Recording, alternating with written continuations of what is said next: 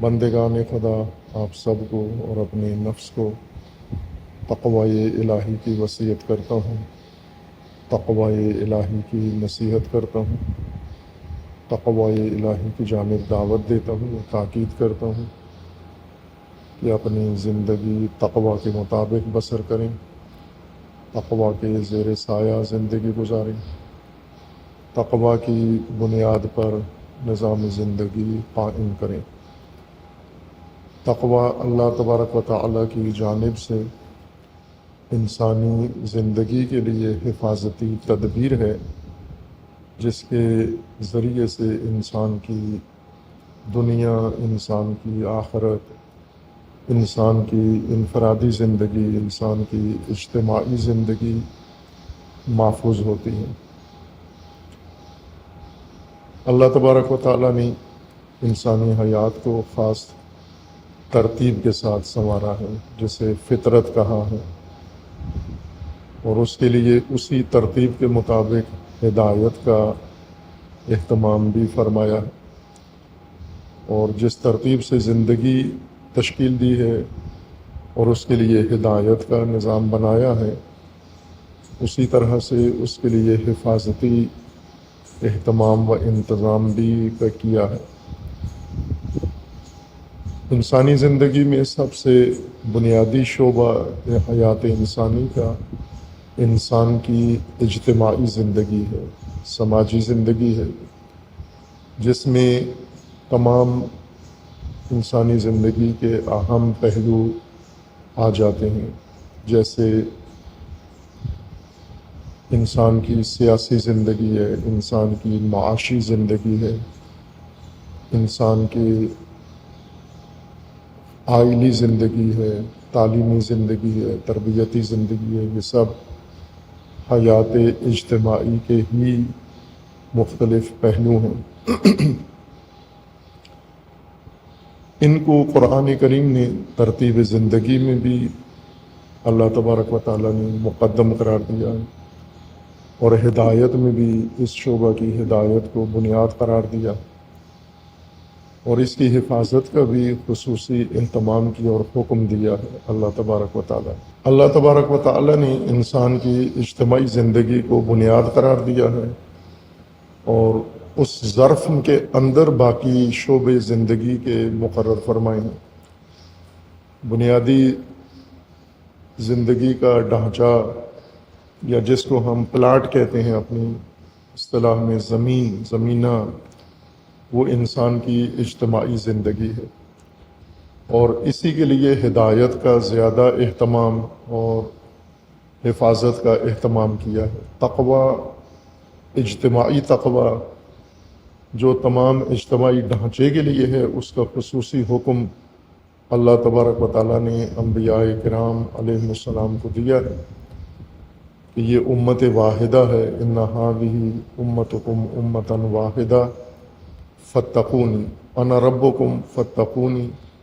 یہ تمہاری امت ہے، امت واحدہ ہے، اور فاتقونی، اس کی حفاظت کرو، اس کے لیے تقوی اختیار کرو، اور میں تمہارا رب ہوں۔ یہ امت ہے اور میں اس امت کا رب ہوں، میں تمہارا رب ہوں، اور ربوبیت میں نے تمہاری کرنی ہے، لیکن حفاظت جو تدبیر میں نے تمہیں بنا کے دی ہے امت کی، وہ آپ نے کرنی ہے۔ اس حیات کا سب سے پہلا حکم جو اللہ تبارک و تعالیٰ نے حضرت ابراہیم کو دیا، امت سازی، اور امت سازی کے جتنے لوازمات تھے، جتنی ضروریات تھیں، جیسے مرکزیت، کعبہ کی مرکزیت، اس کو تیار کرنا اور لوگوں کو اس مرکز میں بلانا، اس کا بنیادی ہدف تشکیل امت و امت سازی ہے۔ حضرت ابراہیم خلیل علیہ السلام کو اللہ تبارک و تعالیٰ نے امامت کے منصب پر فائز کیا، امامۃ للناس، اماما للناس، اور پھر ناس کو دعوت دے کر امت بنانا، یہ ماموریت تھی ان کی، جس پر انہوں نے مکمل طور پر اللہ کے فرمان پر عمل کیا اور اسے بجا لائے۔ اسی کام کو اللہ تبارک و تعالیٰ نے حضرت ابراہیم کے ذریعے جاری رکھا، اور حضرت ابراہیم نے دعا کے ذریعے اللہ سے طلب کیا، قال ومن ذریتی، امامت بھی ذریت کے لیے اور امت مسلمہ بھی ذریت ابراہیم کے اندر، ان دونوں کا تقاضا کیا، اور اللہ تبارک و تعالیٰ نے دونوں ذریت ابراہیم میں مقرر فرما دی۔ وہ تقوی جو سماجی و اجتماعی تقوی، امت سازی کا تقوی یا امت کا تقوی قرآن کریم نے مقرر کیا ہے، اس کے لیے اللہ تبارک و تعالیٰ نے اسباب و وسائل اور مواقع بھی فراہم کیے ہیں۔ باقی حیات انسانی سے متعلقہ تقوی بھی مقرر کیا ہے، اور اس تقوی کے لیے اللہ تبارک و تعالیٰ نے اسباب و مواقع فراہم کیے ہیں، جیسے عبادی تقوی، عبدیت کا تقوی، بندگی کا تقوی۔ اس کے لیے ماہ مبارک رمضان اللہ تبارک و تعالیٰ نے مقرر فرمایا، صوم عبادت مقرر فرمائی، اور اس کا ہدف ہی یہ فرما دیا لعلکم تتقون۔ ایسے ہی اللہ تبارک و تعالیٰ نے امت کا تقوی حاصل کرنے کے لیے، یعنی تشکیل امت اور رہنمائی امت کی اور ہدایت امت، اس کے لیے اللہ تبارک و تعالیٰ نے ذی الحجہ کی فرصت مقرر فرمائی، اور حج اس کے اندر مقرر فرمایا۔ یہ بھی امت سازی کا عمل ہے، بنیادی عمل ہے، اور اس کے اندر تقوی بھی اللہ تبارک و تعالیٰ نے مقرر فرمایا ہے۔ حج ایک بڑا میدان ہے تقوی کا، اور چونکہ حج میں جو سب سے بڑا ہدف و مقصد ہے وہ تشکیل امت ہے، آمادگی امت کی ہے، اور تقوی بھی، حفاظت بھی امت کی اسی عبادت کے اندر اللہ تبارک و تعالیٰ نے مقرر فرمائی ہے۔ اور تیسرا مہینہ جس کو اللہ تبارک و تعالیٰ نے خصوصی اہمیت دی ہے، اور اللہ کی طرف سے مقرر ہدایت کے وسیلوں نے، ائمہ نے جس مہینے کو امت کے تقوی کے لیے، امت سازی اور امت کے تقوی کے لیے مقرر فرمایا ہے، وہ محرم الحرام ہے۔ یہ ماہ تقوی ہے اور ایک فرصت ہے محرم۔ فرصت اس معنی میں کہ جو اہم ترین ہدف تھا ذریت ابراہیم کو حاصل کرنا تھا، اس کے لیے محرم کے اندر اللہ نے قربانی لی ہے، اور محرم کو ناس کے لیے، ذریت ابراہیم کے لیے مقرر فرمایا ہے۔ جیسے ذی الحجہ میں 10 ذی الحجہ کو حضرت ابراہیم نے قربانی کی، اور پھر ساری امت کو 10 ذی الحجہ کو قربانی کی طرف بلایا گیا ہے مینا میں۔ اسی طرح 10 محرم کو ذریت ابراہیم کی قربانی ہوئی، اور 10 محرم کو امت کو بھی اس میدان میں بلایا گیا ہے، اسی عمل کے لیے جو 10 ذی الحجہ کو حضرت ابراہیم نے انجام دیا، اور 10 محرم کو ذریت ابراہیم میں سے امام حسین علیہ الصلاۃ والسلام نے انجام دیا۔ محرم مختلف پہلو ہیں محرم کے، اور مختلف تفسیریں ہیں، مختلف زاویہ نگاہ ہیں، اور آج جب محرم آتا ہے تو اپنے اپنے زاویہ نگاہ و دید سے لوگ محرم کے ساتھ جڑتے ہیں اور محرم کی فرصت کو گزار دیتے ہیں۔ لیکن محرم بطور فرصت یہ بہت کم شعور اس کا پایا جاتا ہے اور آگاہی پائی جاتی ہے کہ محرم ایک فرصت کا نام ہے۔ فرصت کے بارے میں ہم نے گزشتہ جو 2 ہفتے گزرے ہیں ان میں کوشش کی ہے موضوع فرصت ائمہ اطہار علیہ السلام کی زبان مبارک سے، اور خصوصاً امیر المومنین علیہ الصلاۃ والسلام کے کلام نورانی کی روشنی میں بیان کیا ہے۔ فرصت عربی لفظ ہے اور اردو میں استعمال ہوتا ہے، لیکن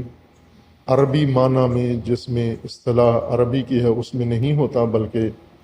اس سے ہٹ کر استعمال ہوتا ہے۔ اردو میں اور پنجابی میں فرصت فارغ آدمی کو کہتے ہیں، فراغت کو، جس میں کوئی کام کاج نہ ہو، بالکل محض ویلا ہو انسان، وہ کہتے ہیں فرصت ہے، یا پوچھتے ہیں کہ آپ کے پاس فرصت ہے، یعنی آپ فارغ ہیں، کوئی مصروفیت مشغولیت تو نہیں ہے۔ انسان اگر ہو تو کہتا ہے میں فارغ ہوں، میرے پاس فرصت ہے، یا معذرت کر لیتا ہے کہ میرے پاس فرصت نہیں ہے، یعنی میں ویلا اور فارغ نہیں ہوں، مصروف ہوں میں۔ یہ معنی اردو کا ہے، لیکن لفظ عربی ہے، اور یہ عربی لفظ روایات میں کثرت سے استعمال ہوا ہے۔ اس کا مطلب ہوتا ہے موقع۔ فرصت فارغ ہونے کو نہیں کہتے، بلکہ وہ موقع جس کے اندر انسان کے لیے تمام وسائل، اسباب، حالات، ہر چیز فراہم ہو، مہیا ہو، انسان کے اختیار میں آ جائے، انسان کے دسترس میں آ جائے، جنہیں استعمال کر کے انسان اپنا مقصد حاصل کر سکتا ہے۔ اس کو عربی میں فرصت کہتے ہیں، یعنی وہ زمانہ، وہ موقع جس میں ہر چیز انسان کے اختیار میں قرار دی جائے۔ اس معنی و تفسیر کے مطابق گزشتہ جو 2 ہفتے بیان کیے مینار پاکستان اجتماع کی آمادگی کے لیے، اس کا عنوان تھا فرصت شناسی، فرصت سازی اور فرصت سوزی۔ فرصت شناسی کے ایسے موقع جب آتے ہیں تو انسان کو علم ہونا چاہیے کہ یہ مواقع آئے ہیں اور یہ موقع ابھی موجود ہے، یہ زمانہ، یہ حالات پیدا ہو گئے ہیں کہ ہم اس میں آ کر اپنا مقصد و اپنا ہدف حاصل کریں۔ فرصت سازی یہ ہے کہ اگر اس طرح کے حالات نہیں ہیں، یا اگر حالات ہیں بھی ہیں لیکن مکمل طور پر ان حالات کے اندر یا اس زمانے کے اندر سارے اسباب فراہم نہیں ہیں، تو ہمیں بعض اسباب یا حالات کوشش کر کے فراہم کرنے چاہیے۔ یہ فرصت سازی ہے۔ فرصت کچھ ہے اور کچھ نہیں ہے، مکمل فرصت نہیں ہے، کامل موقع نہیں ہے، اپرچونٹی نہیں ہے، تو ہمیں کوشش کر کے اسے مکمل کر دینا چاہیے، باقی اسباب بھی مہیا کر دینے چاہیے۔ اور فرصت سوزی کا معنی یہ ہے کہ جب فرصتیں آپ کے ہاتھ آتی ہیں تو انہیں آپ ضائع کر دیں، انہیں کسی بھی طریقے سے ضائع کر دیں، سو کے ضائع کر دیں، کھیل کود کے ضائع کر دیں، اور ان مواقع کو ان کے اپنی جہت سے ہٹا کر اور اس میں کوئی اور مشغلہ، کوئی اور مصروفیت ڈھونڈ لیں۔ فرصت کسی اور کام کی ہے، موقع کسی اور کام کا ہے، اور مصروفیت کسی اور کام کی ہے۔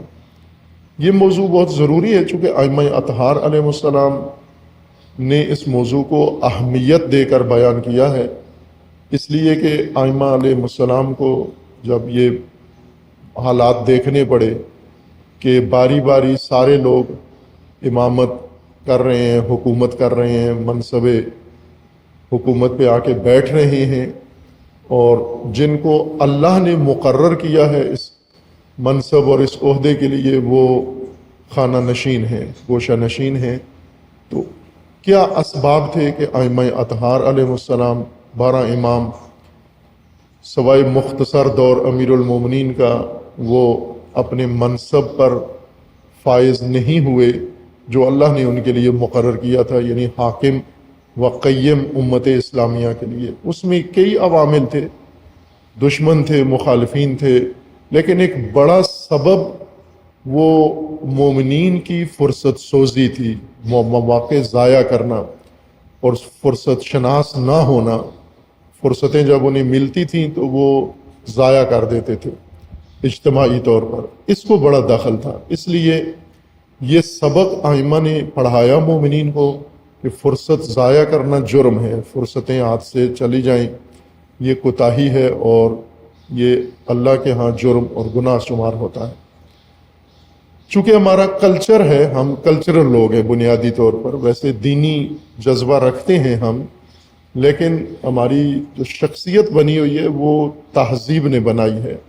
کلچر نے بنائی ہے، دین نے نہیں بنائی۔ دین پارٹ ٹائم پر ہماری مصروفیت ہے، لیکن فل ٹائم ہم کلچر کے اندر ہوتے ہیں، اپنے تہذیب و ثقافت کے اندر ہوتے ہیں، رسم و رواج اور ماحول کے اندر ہوتے ہیں۔ تو ماحول نے ہمیں جس طرح تربیت کیا ہے وہ فرصت سوز ہیں، ہم جس ماحول کے پروردہ ہیں اس میں فرصتوں کو غنیمت نہیں سمجھا جاتا، مواقع کو غنیمت نہیں سمجھا جاتا، بلکہ انہیں ضائع کیا جاتا ہے۔ اس لیے نسل اندر نسل فرصت سوزی ہمارا وتیرہ بن چکا ہے، ہمارا رویہ بن چکا ہے، اور اس وجہ سے ہمیں بارہا مواقع ملتے ہیں اپنے اہداف حاصل کرنے کے لیے، نظام امامت کے لیے، امت سازی کے لیے، دین الہی کے لیے، نظام الہی کے برپا کرنے کے لیے، لیکن ہم اپنے اس تہذیبی کلچرل مزاج کے نتیجے میں وہ فرصتیں، وہ مواقع سارے ضائع کر دیتے ہیں، انہیں گنوا بیٹھتے ہیں ہم۔ محرم الحرام ان فرصتوں میں سے ہے۔ 3 فرصتیں اللہ نے ہمارے اختیار میں قرار دی ہیں زمانی لحاظ سے۔ ایک رمضان المبارک ہے کہ یہ بھی فرصت ہے، موقع ہے، اپرچونٹی ہے، اللہ نے بندوں کو دی ہے، اور تمام اسباب و وسائل اس ماہ میں اللہ نے مہیا کر کے انسان کے اختیار میں قرار دیے ہیں، اور ہم کتنے رمضان ضائع کر چکے ہیں اور کرتے ہیں، اور ضائع کرنے کے مختلف طریقے ہیں ہمارے پاس رمضان ضائع کرنے کے۔ ان میں سے ایک رسم و رواج ہے، رسوم ہے، اور ان رسومات میں ہم رمضان ضائع کر دیتے ہیں۔ اور اسی طرح حج، ذی الحجہ کا مہینہ فرصت ہے، اور بڑی عالمی فرصت ہے، مرکزی فرصت ہے، اور رمضان کا نتیجہ اس حج کے اندر نکلنا ہے، جوڑا ہوا ہے رمضان کو حج کے ساتھ، لیکن ہم حج بھی ضائع کرتے ہیں اور دلیری کے ساتھ ضائع کرتے ہیں، اور اس ضیاع پر ہمیں کوئی افسوس بھی نہیں ہوتا۔ لیکن سب سے زیادہ جو عملی طور پر انسان کو اللہ نے، مومن کو فرصت مہیا کی ہے، وہ ماہ محرم ہے۔ یہ موقع ہے مومنین کے لیے ان اہداف کے لیے جو اللہ نے مقرر کیے ہیں، محرم الحرام ہے۔ اب فوراً جیسا پاکستان کا ایک فرقہ وارانہ مناظرانہ رجحان ہے کہ محرم قرآن سے ثابت کریں، محرم تورات سے ثابت کریں، محرم انجیل سے ثابت کریں۔ محرم فرصت ہے، موقع ہے۔ اللہ تبارک و تعالیٰ نے جن ہستیوں کو انسان کی ہدایت کے لیے معمور کیا ہے، جیسے حج، اللہ تبارک و تعالیٰ نے حضرت ابراہیم کے ذریعے یہ حج بنوایا بھی ہے اور اعلان بھی کروایا ہے، اور اس فرصت کو حضرت ابراہیم کے توسط سے اللہ تبارک و تعالیٰ نے انسانیت کو یہ فرصت فراہم کی ہے۔ ہر بندے پر الگ سے اللہ نے وحی نازل نہیں کی حج کے بارے میں، بلکہ ایک حجت سے، ایک اپنے نمائندے سے یہ اعلان بھی کروایا، یہ موقع بھی بنوایا۔ اسی طرح حضرت ابراہیم نے جب اللہ سے تقاضا کیا کہ امامت و امت ہر دو میری ذریت میں ہوں، تو ذریت ابراہیم میں بھی جس طرح ابراہیم کو اللہ نے امام قرار دیا، تو ذریت ابراہیم میں بھی اللہ نے امام قرار دیے، اور ذریت ابراہیم میں بھی امت سازی اسی طرح ضروری ہے جس طرح ابراہیم علیہ السلام کے زمانہ میں امت سازی لازم تھی۔ تو ابراہیم امام تھے اور انہوں نے حج کا اعلان کیا،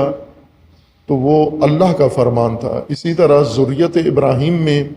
امام حسین علیہ السلام نے جو قیام کیا، جو فرمان دیا، جو اقدام کیا، تو کوئی فرق نہیں ہے امامت ابراہیم علیہ السلام میں اور امامت امام حسین علیہ السلام میں۔ اب بعض لوگوں پر تو یہ امامت کا مسئلہ واضح ہے، جیسے شیعہ، ان کے لیے امامت کا مسئلہ واضح ہے، ثابت ہے، اور اس میں کوئی شک و شبہ نہیں ہے۔ باقی مسلمین بھی قائل ہیں، لیکن شیعہ کی طرح واضح و کلیئر نہیں ہے، ان کے ذہنوں میں کنفیوژن ہے، یا ان کے ہاں امامت کا مفہوم تھوڑا سا بدلا ہوا ہے، لیکن امامت کو قبول کرتے ہیں، امام حسین علیہ السلام کی امامت کو۔ تو امام وقت نے جب ایک اقدام کیا اور اس کے لیے قربانی دی محرم الحرام میں، 10 محرم حضرت امام حسین کی قربانی ہے، اور 10 ذی الحجہ حضرت ابراہیم کی قربانی ہے۔ تو جس طرح وہ قربانی حجت ہے اور نمونہ ہے اور وہ کرنی ہے آپ کو، امام حسین علیہ السلام نے بھی جو قربانی دی، جو اقدام کیا، یہ بھی آپ کو انجام دینا ہے۔ اس لیے ہر سال حج بھی تکرار ہوتا ہے، ذی الحجہ بھی آتا ہے، اور ہر سال رمضان بھی، اور ہر سال محرم بھی آتا ہے، اور یہ تینوں فرصتیں بن کر آتے ہیں۔ یہ تینوں اپرچونٹی الہی اپرچونٹی ہے، مواقع ہیں، ہر نسل کے لیے تکرار ہوتے ہیں، چونکہ ہر نسل ہر سال اضافہ ہوتی ہے، لہٰذا ہر نسل کے لیے یہ فرصتیں مقرر آتی ہیں، تکرار ہو کر آتی ہیں، لیکن یہ فرصتیں ہم ضائع کر دیتے ہیں۔ محرم کی فرصت ہر طبقہ ضائع کر دیتا ہے۔ جو محرم میں رسومات بجا لاتا ہے تو رسومات کے اندر ہی محرم کی فرصت ضائع کر دیتا ہے۔ کچھ ایسے ہیں جو محرم کو فرصت ہی نہیں سمجھتے، اگر سمجھتے بھی ہیں تو اس کام اور ہدف کی فرصت نہیں سمجھتے جو امام حسین علیہ الصلوۃ والسلام نے انجام دیا،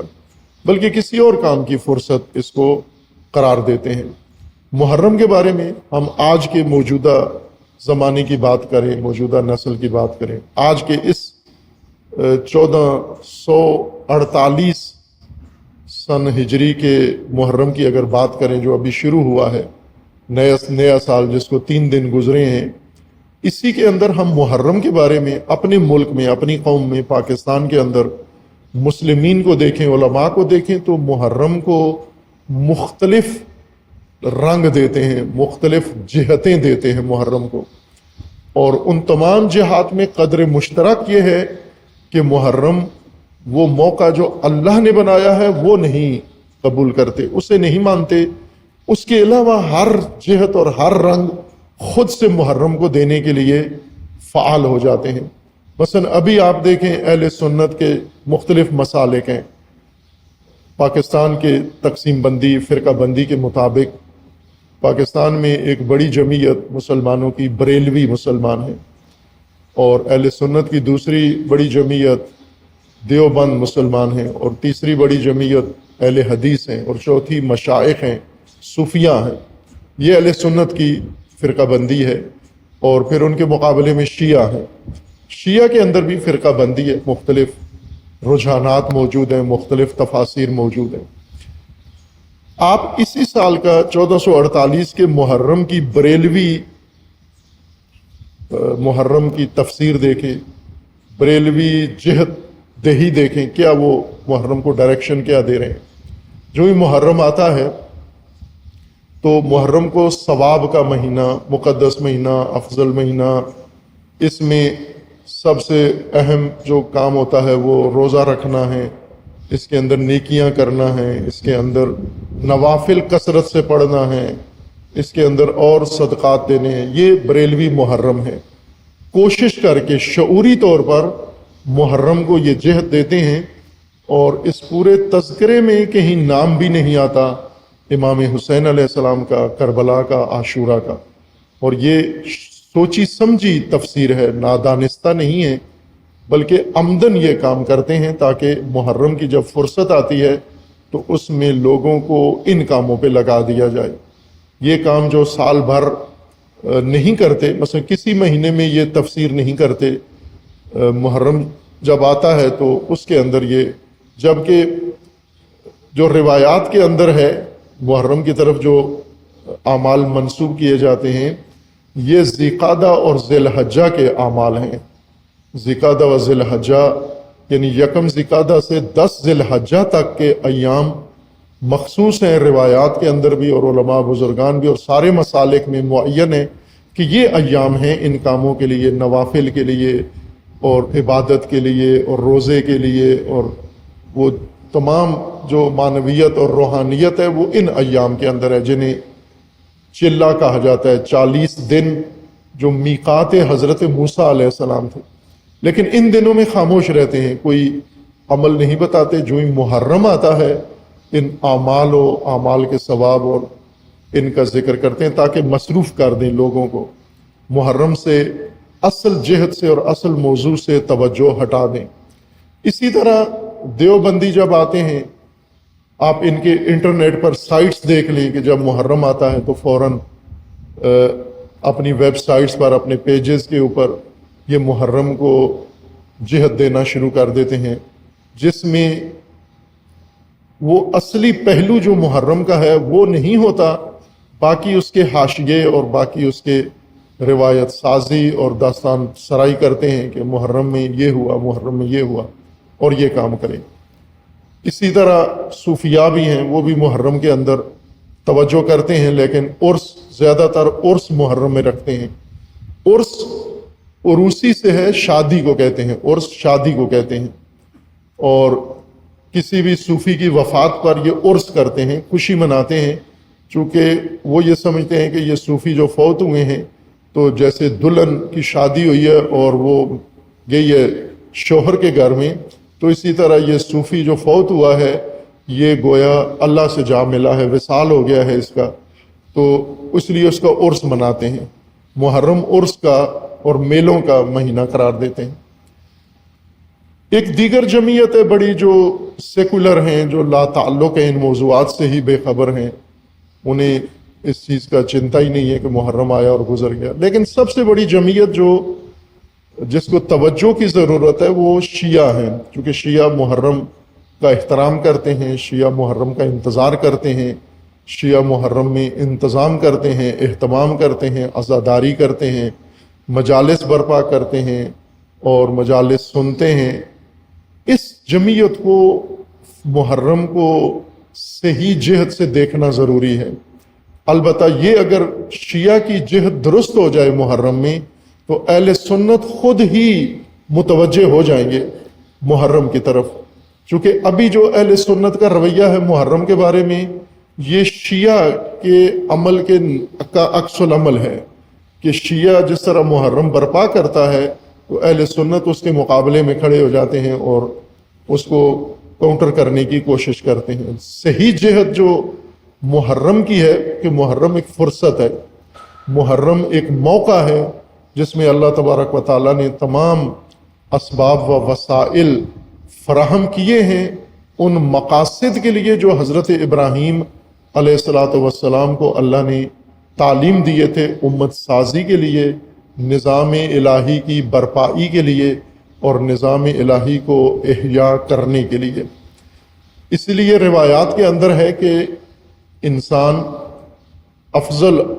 ایام جن کے اندر زیارت کو تاکید کے ساتھ ذکر کیا گیا امام حسین علیہ السلام کی زیارت، وہ 9 ذی الحجہ ہے، روز عرفہ سب سے افضل مقام، میدان عرفات کے بعد، مکہ کے بعد، کعبہ کے بعد سب سے افضل جگہ روئے زمین پر وہ روزہ سید الشہداء علیہ السلام ہے، وہ کربلا ہے۔ کیوں وہاں جائیں؟ اس لیے کہ امام حسین علیہ السلام نے اسی دن کربلا کا سفر شروع کیا، 8 ذی الحجہ کو، اور پھر 9 ذی الحجہ کو کعبہ سے نکل کر، حرم سے نکل کر امام علیہ السلام نے کربلا کا رخ کیا۔ چونکہ جو کعبہ کے اندر جمعیت مصروف تھی حج میں، امام علیہ السلام نے انہیں اللہ کا راستہ بتایا، لیکن وہ اپنی رسوم پر اور رسومات پر قائم رہے اور امام وقت امام حسین علیہ السلام کی دعوت کو نظر انداز کر دیا، ٹال دیا، سنا انسنا کر دیا، اور جو کچھ پہلے سے ان کے ذہنوں میں ڈالا گیا تھا اسی کے اوپر قائم رہے۔ کربلا جائیں، 9 ذی الحجہ کو خصوصیت کے ساتھ جائیں، اور 9 ذی الحجہ کو آپ کو دین سمجھ میں آئے گا، قرآن سمجھ میں آئے گا، کعبہ سمجھ میں آئے گا، امامت سمجھ میں آئے گی، حضرت ابراہیم کا عمل سمجھ میں آئے گا، اور حج کے جتنے وقوفات ہیں وہ سارے سمجھ میں آئیں گے۔ کربلا در حقیقت شعور کے لیے ہے، یہ فرصت ہے جس میں بڑی فرصت ہے اور تاریخی فرصت ہے، موقع ہے، اس کے متبادل کوئی اور موقع نہیں ہے۔ ماہ رمضان آتا ہے، لیکن ماہ رمضان جس انداز سے آتا ہے وہ مومنین پرجوش ہوتے ہیں، روزہ رکھتے ہیں، افطار و سحر کرتے ہیں، لیکن جو جہت محرم کے اندر ہے وہ ماہ رمضان میں بھی نہیں ہے، چونکہ محرم کے اندر بندگی ہے، عبادت ہے، اطاعت ہے، روزہ ہے، اور یہ سارے اہداف ہیں جن کو تقوی، جن کا نتیجہ تقوی قرار دیا گیا ہے، تقوی عبادی و تقوی عبودیت قرار دیا گیا ہے۔ لیکن محرم میں تقوی سماجی ہے اور امت سازی کا تقوی ہے، نظام الہی کی برپائی کا تقوی ہے۔ یہ تقوی جو ابھی تک امت میں پیدا نہیں ہوا، اور نہ ماہ رمضان میں وہ تبلیغ ہوتی ہے کہ جس کے نتیجے میں نظام الہی قائم ہو، اور حج جو ہے ہی امت سازی کا عمل، اس میں بھی لوگ جاتے ہیں اور ہو کے آ جاتے ہیں، ہر چیز کی طرف توجہ ہوتی ہے، ہر مارکیٹ میں پڑی ہوئی شے کی توجہ ہوتی ہے، ہر منظرنامہ ہوتا ہے، سوائے اس اصلی مرکزی نقطے کے جس کے لیے حج مقرر ہوا ہے، یعنی امامت کی ٹریننگ، امامت کی کارگاہ، امامت کی ریہرسل اور امام سے واقفیت اور نظام امامت کے ساتھ اپنا تعلق قائم کرنا، مقام ابراہیم پہ کھڑے ہونا، ابراہیم کے نقش قدم پہ چلنا، یہ پہلو نہیں ہوتا حج میں، اور یہ عمدن نکالا گیا ہے ذی الحجہ میں حج سے، وقوفات سے، یہ شعوری طور پر حکومتوں نے، حکمرانوں نے، علماء کی مدد سے حج کا یہ روح حج کی نکالی ہے۔ محرم بھی ایسا ہی ہے، محرم بہت عظیم فرصت ہے، اس سے بڑا موقع کوئی اور نہیں ہے۔ یعنی اگر محرم میں جو کچھ تیاری کروانے کا اہتمام کیا گیا، محرم کی تیاری ہو جائے تو حج بھی بامقصد ہو جاتا ہے، ماہ رمضان بھی بامقصد ہو جاتا ہے، قرآن پڑھنا بھی بامقصد ہو جاتا ہے، عبادت کرنا بھی بامقصد ہو جاتا ہے، اگر محرم میں روح محرم آ جائے اور لوگ اس کو یہ موقع و فرصت جان کر محرم کا اہتمام کریں۔ محرم ائمہ اطہار علیہ السلام نے، حجج الہی نے، جس طرح حجت خدا ابراہیم ہے، اسی طرح حجت خدا امام علی ہیں، اسی طرح حجت خدا امام حسن ہیں، اسی طرح حجت خدا امام حسین و ائمہ اثنا عشر ہیں۔ شیعہ اعتقاد کے مطابق یہ بھی حجج الہی ہیں، اور جو بھی اللہ کی طرف سے حجت ہو اس کا فرمایا ہوا حکم خدا ہوتا ہے۔ تو ائمہ اطہار علیہ السلام نے محرم کے بارے میں جو اہتمام کیا اور جو فرامین دیے، یہ اللہ کا حکم ہے، اسی دلیل کے ساتھ کہ یہ حجج الہی ہیں، اور حجج الہی اپنی مرضی اور اپنا ارادہ نہیں بیان کرتے، بلکہ اللہ کا فرمان اور اللہ کا دین اور اللہ کا نظام پیش کرتے ہیں۔ محرم میں پہلا قدم تو سید الشہداء علیہ الصلوۃ والسلام آپ کے اصحاب نے اٹھایا، اور پھر اس کے بعد اگلا جو قدم تھا وہ دیگر ائمہ اطہار علیہ السلام نے، امام زین العابدین علیہ السلام، امام محمد باقر علیہ السلام و امام جعفر صادق علیہ السلام نے زیادہ اہتمام محرم کی برپائی کا کیا اور محرم کو جہت دی۔ پہلا موقع یا فرصت محرم کی وہ معرفت دینی ہے، صحیح نظام الہی کی معرفت ہے۔ یہ محرم کا پہلا فریضہ اور ہدف ہے مجالس محرم کا، کہ اللہ کا حقیقی دین، درست دین لوگوں کو پہنچایا جائے، نہ متحجرانہ دین، خانقاہی دین، اور نہ ہی التقاطی دین، مخلوط دین، ملاوٹ والا دین، بلکہ خالص دین، جس کو امام خمینی رحمۃ اللہ علیہ اسلام میں ناب فرماتے تھے، کہتے تھے خالص اسلامی محمدی دین، یہ محرم کے اندر لوگوں کو بتایا جائے اور پہنچایا جائے۔ محرم جیسا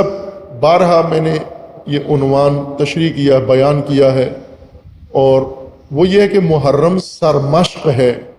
امام حسین علیہ السلام کی، امام کی سرمشق ہے امت کی مشق کے لیے، امت سے مشقیں کروانی ہیں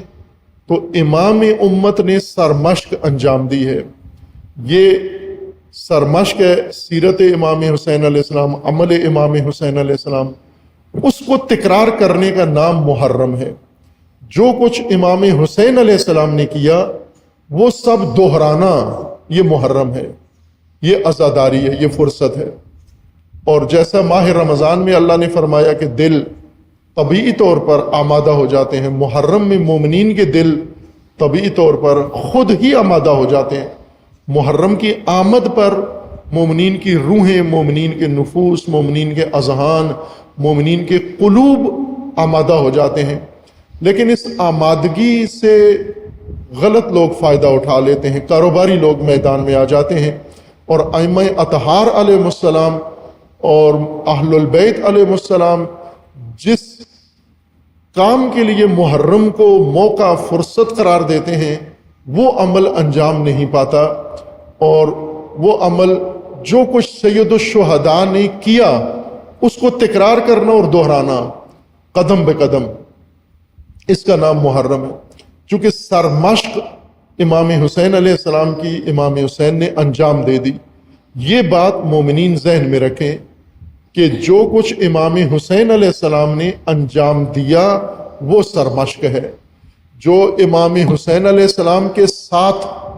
دشمن نے کیا، عبید اللہ نے کروایا، عمر سعد نے کیا، یزید نے کیا، شامیوں نے کیا، کوفیوں نے کیا، وہ مومنین کے لیے سرمشق نہیں ہے۔ یزیدیوں کے اعمال، کوفیوں کے اعمال، دشمنوں کے اعمال یہ مومنین کے لیے سرمشق نہیں ہے۔ جو امام حسین نے کیا وہ سرمشق ہے۔ اس کو دہرائیں، اس کو تکرار کریں۔ اس کو دہرانے کے دو طریقے ہیں، ایک سمبولک طریقہ ہے اور ایک حقیقی طریقہ ہے۔ سمبولک طریقہ یعنی تمثیلی طریقہ، علامتی طریقہ۔ سمبولک طریقہ یہ ہے کہ کربلا میں جو کچھ امام حسین علیہ السلام نے کیا ہے وہ ساری منظر کشی کی جائے، وہ سارے خطبے، وہ ڈیلاگ، وہ مکالمے، وہ اقدامات، ان کو عزاداری میں مجسم شکل میں ادا کیا جائے، جیسا کہ کرتے ہیں بعض ممالک میں یہ کام کرتے ہیں۔ وہ باقاعدہ خیمے لگاتے ہیں اور ان خیموں میں جو کچھ امام حسین علیہ السلام نے کیا ایک ایک فرد نے وہ سارا مجسم کر کے، عملی کر کے نمائش کی صورت میں لوگوں کے سامنے پیش کرتے ہیں۔ اس سے پورا واقعہ کربلا عملی طور پر انسان کے ذہن میں آ جاتا ہے۔ یہ سمبولک طریقہ ہے۔ دوسرا یہ ہے کہ خطاب کے ذریعے، شعر کے ذریعے اور خطبوں کے ذریعے، بیان کے ذریعے امام حسین علیہ السلام کی سرمشق کو واضح کیا جائے، تبیین کیا جائے، کھولا جائے اور لوگوں کو بتایا جائے کہ امام حسین علیہ السلام نے کیا کیا ہے۔ تیسرا طریقہ یہ ہے کہ نہ سمبولک طریقے سے بھی کافی نہیں ہے اور خطبوں کے ذریعے، بیانات سے بھی کافی نہیں ہے، بلکہ حقیقتاً کربلا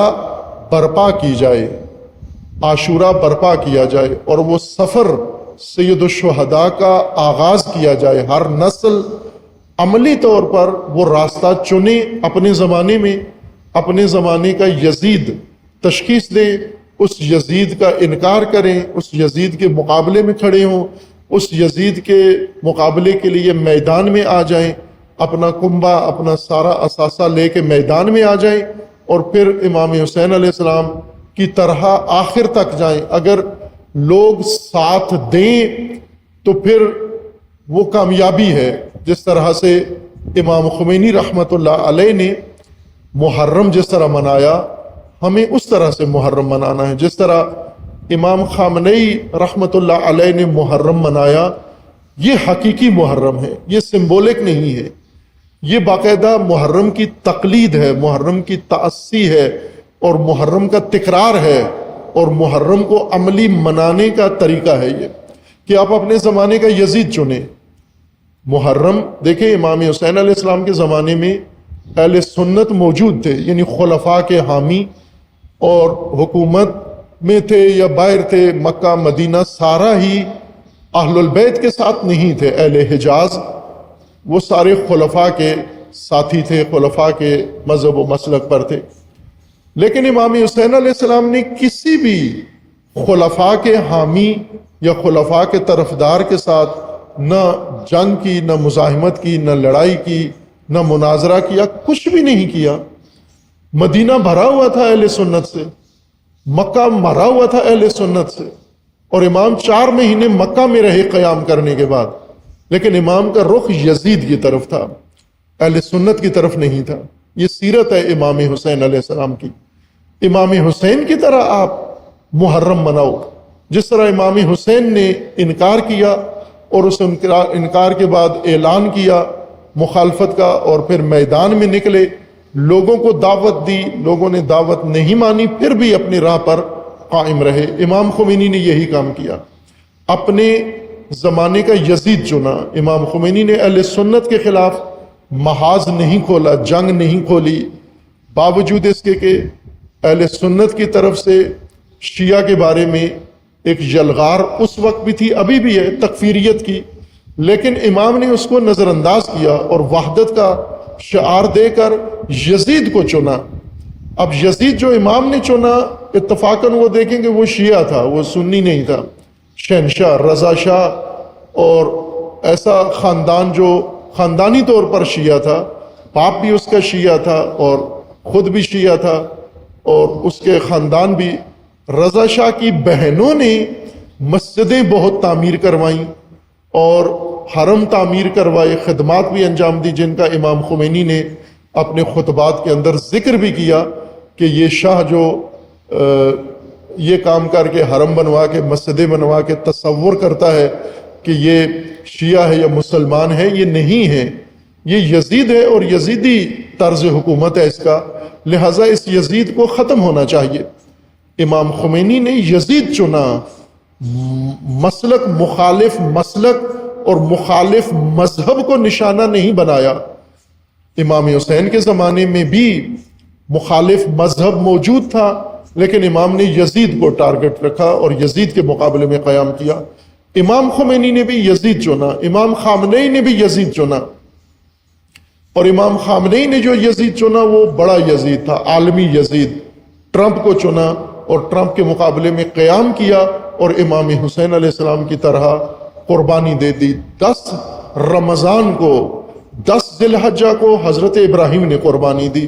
10 محرم کو امام حسین نے قربانی دی، اور 10 رمضان کو امام خامنئی نے قربانی دی۔ اب یہ کربلا کا درست اور حقیقی اور عملی راستہ ہے کہ کربلا فرصت ہے، موقع ہے۔ کربلا سب سے، محرم اور عاشورہ سب سے بڑا موقع ہے امت سازی کا، امت کے اندر جذبہ پیدا کرنے کا، امت کے اندر اتحاد پیدا کرنے کا، اور امت کو یزیدیت، فرعونیت اور شیطانی نظام کے مقابلے میں کھڑا کرنے کا اور اللہ کی طرف امت کا رخ موڑنے کا موقع، وہ فرصت محرم الحرام ہے۔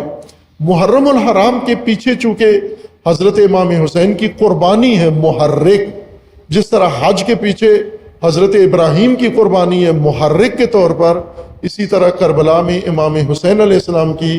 قربانی محرک ہے محرم کے لیے، اور یہ بہت بڑا محرک ہے۔ یہ اتنا بڑا عظیم محرک ہے کہ ہر انسان کو، اگرچہ وہ مسلمان نہ بھی ہو، وہ قربانی اس انسان کو بھی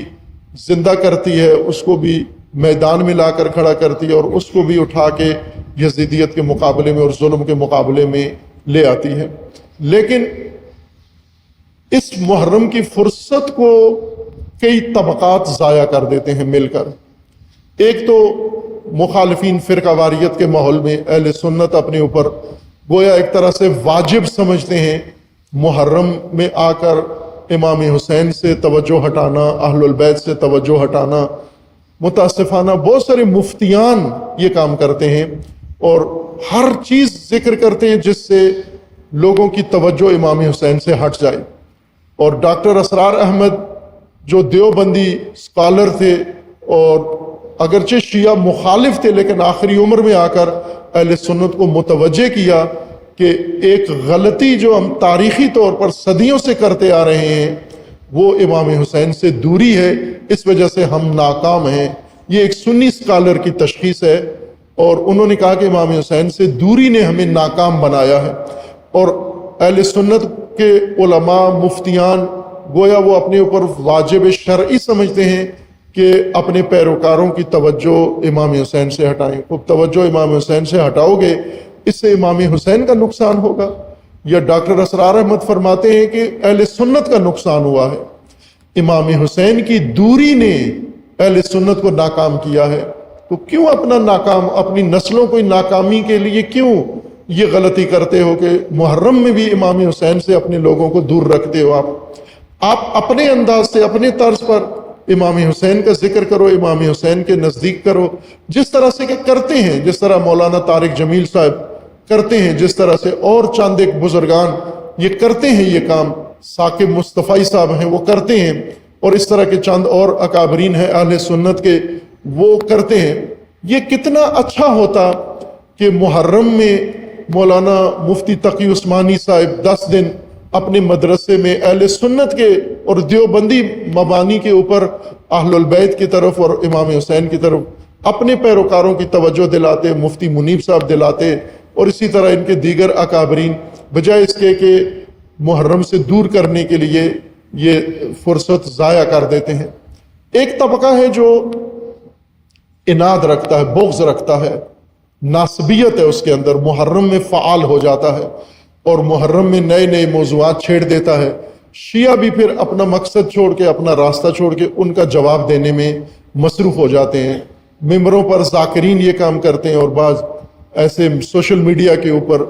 اصل راستے سے نکالنے کے لیے فرعی اور غیر ضروری موضوعات، لایانی موضوعات چھیڑ کے لوگوں کی توجہ ہٹا دیتے ہیں اور آپ کے موبائل میں وہی کلپ پورے محرم میں گردش کرتے رہتے ہیں کہ فلاں نے یہ کہہ دیا، فلاں نے یہ کہہ دیا۔ ناسبی و تکفیری محرم میں اہل البیت کا بغض ظاہر کرتے ہیں اس طرح سے کہ اہل البیت کے دشمنوں کے فضائل بیان کرنا شروع کر دیتے ہیں، یزید کی صفائی پیش کرنا شروع کر دیتے ہیں، بنو امیہ کے فضائل بیان کرنا شروع کر دیتے ہیں۔ یہ بغض ہے اہل البیت، اور رسول کے ساتھ بغض ہے، دین خدا کے ساتھ، آل رسول کے ساتھ بغض ہے جو یہ ظاہر کرتے ہیں۔ ایک اور طبقہ جو محرم کی فرصت کے ضائع کرنے کا باعث ہے اور محرم حسینی طرز پر اور محرم اپنی جہت کے لیے نہیں انجام پاتا، وہ تاجر طبقہ ہے کہ محرم مکمل طور پر مجالس امام حسین علیہ السلام تجارتی رنگ انہوں نے اختیار کر لیا ہے، کمرشلائز ہو گئی ہیں اور بھاری خرچہ محرم پر ہوتا ہے۔ ذاکرین خطبہ سب سے زیادہ مہنگے پیکج کے ساتھ آ کے مجلس پڑھتے ہیں،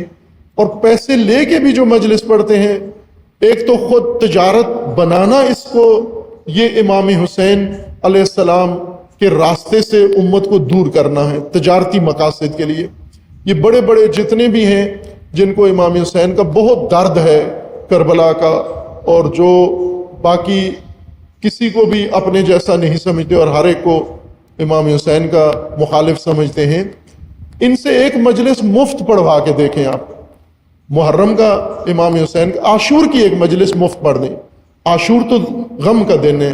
تاسوعہ غم کا دن ہے، سوگ کا دن ہے، اور یہ سوگ میں اتنے ڈوبے ہوتے ہیں کہ ان کو ہوش نہیں ہوتی۔ ان کو یہ کہے کہ آپ جو غم میں نڈال ہو رہے ہو، آپ 9ویں اور 10ویں محرم کی مجالس مفت میں پڑھ دو، آپ فری پڑھ دو، آپ صرف امام کے غم اور امام کے عشق میں پڑھ دو۔ اگر کوئی ایسا ملا 9-10 کی محرم کی مجلس مفت پڑھے، اس کو امت کے سامنے معرفی کریں، پیش کریں، ہم اسے سلام کریں گے، ہم اس کا ہاتھ چومیں گے۔ لیکن یہ کاروباری طبقہ جو محرم کے دن بھی، اور محرم کے دن ہی وصولیاں کرتا ہے، محرم کے دن ہی چیک لیتا ہے، جب لوگ عذاب میں مصروف ہوتے ہیں، لوگ ماتم میں، سینہ کوبی میں مصروف ہوتے ہیں، رو رہے ہوتے ہیں، یہ چیک اس وقت وصول کر کے اور اپنا پیکج وصول کر کے اس وقت اس کا ایونٹ ہوتا ہے، اس دن اس کا سیزن ہوتا ہے محرم کا۔ یہ طبقہ ہے جو محرم کو فرصت نہیں مانتا، بلکہ محرم کو اپنی تجارت میں اور لہو میں ضائع کر کے مومنین کو بھی غلط جہت دیتے ہیں۔ یہ ایک طبقہ ہے۔ ایک طبقہ جو اور محرم کو جہت دیتا ہے وہ رسوماتی لوگ ہیں، کہ محرم فقط رسومات کا نام ہے، رسومات بھی جو انہوں نے خود اختیار کی ہیں۔ کسی امام نے یہ رسم نہیں قائم کی، کسی معصوم نے یہ رسم نہیں بتائی،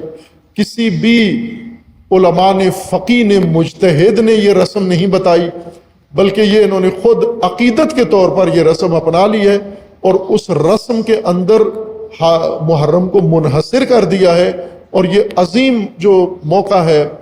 عظیم فرصت ہے محرم، اس کو ضائع کر دیتے ہیں اور کروا بھی دیتے ہیں۔ ظاہر ہے توجہ ان کے پاس ہوتی ہے اور مرکزیت ان کے پاس ہوتی ہے، لوگ سارے ان کے مہمان بنے ہوتے ہیں، اس وجہ سے یہ فرصت ضائع ہو جاتی ہے۔ عزیزان ایمان،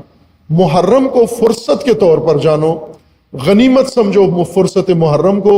چونکہ قیام کے لیے، اللہ کے دین کے لیے، اللہ کے قرب کے لیے اور اہل البیت کے راستے کے لیے اس سے بڑی مناسب اور کوئی فرصت نہیں ہے۔ ایک تو یہ جو روش بن چکی ہے کہ مقررہ مجالس 3-4 جگہ شہر میں مجلس ہوگی اور ہم نے شرکت کرنا ہے، نہ، یہ کافی نہیں ہے۔ ہر گھر کے اندر مجلس کرو، ہر محلے میں مجلس کرو، ہر مومن مجلس کا بانی بھی بنے اور جب دوسرے مجلس کرواتے ہیں اس کے اندر شریک بھی ہو۔ ان مجالس میں آپ عزیزان، ان مجالس میں رسم پوری کرنی نہ جاؤ، بلکہ ان مجالس میں پیشہ وروں کو نہ بلاؤ، پیکج لینے والوں کو نہ بلاؤ۔ جو بھی محرم کی فیس لے کر، کرایہ لے کر اور محرم کے معاوضہ لے کر پڑھتا ہے، یہ کسی اور لشکر کا حصہ ہے۔ جو امام حسن عسکری علیہ السلام نے فرمایا تھا کہ یزید کے لشکر سے بدتر لشکر شیعوں کے لیے وہ ہے جو ممبروں پہ بیٹھ کر شیعوں کو، کمزور شیعوں کو گمراہ کرتا ہے اور انہیں ورگلاتا ہے اور انہیں دین سے ہٹاتا ہے اور انہیں جہت امام حسین سے دور کر دیتا ہے، روحیں بھی مار دیتا ہے، ایمان بھی ان کا ضائع کرتا ہے، پیسہ بھی ان کا ضائع کرتا ہے۔ تمام مومنین چونکہ محرم کی مجالس کے لیے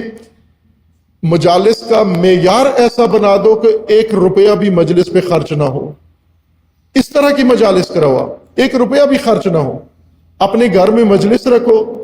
اور اس مجلس میں پڑھنے والا، کوئی بھی پڑھنے والا ہو، جو بھی آپ کے اندر تعلیم یافتہ آدمی ہے، آج کل میڈیا کا دور ہے، اگر نہیں کوئی پڑھنے والا تو ایک مجلس کسی اچھے عالم کی تربیتی اور فکری مجلس ڈاؤن لوڈ کر کے لوگوں کو گھر میں بٹھا کے وہ مجلس سنا دو۔ تبرک لنگر دے سکتے ہو تو دو، نہیں دے سکتے تو کوئی ضروری نہیں ہے، کوئی ضروری نہیں ہے۔ مجلس کے یہ تقاضے، یہ آداب، یہ انہوں نے، ذاکروں نے اور تاجروں نے آپ کو بتائے ہوئے ہیں کہ آپ اپنی عورتیں بیچ کر مجلسیں کراؤ۔ یہ ان تاجروں نے، ان لوگوں نے یہ معیار قائم کیے ہیں، جبکہ ائمہ اطہار علیہ السلام نے مجالس مومنین کو حکم دیا ہے اور معاوضے والی مجالس نہیں ہے۔ آپ خود پڑھو مجلس، کتاب لے کے مجلس پڑھو یا میڈیا سے ایک مجلس ڈاؤن لوڈ کر کے وہاں پر سنا دو، جس طرح آن لائن سنتے ہو۔ اب یہ رواج پیدا کرو محلے میں، گھر کے اندر، اگر آپ کے محلے میں مرکزی مجلسیں ہو رہی ہیں ان میں شرکت کرو، اور اپنے گھر کے اندر بھی مجلس رکھو، اپنے خاندان کی مجلس رکھو، کوئی ایک مجلس، گھر کے افراد جمع ہو جاؤ، ایک مجلس ادھر لگا کے سارے خاندان کو، عورتوں کو، بچوں کو پابندی سے بٹھا کے یہ سناؤ۔ یہ عام کرو یہ مجالس، تاکہ ان تمام طبقات سے محرم کو، عاشورہ کو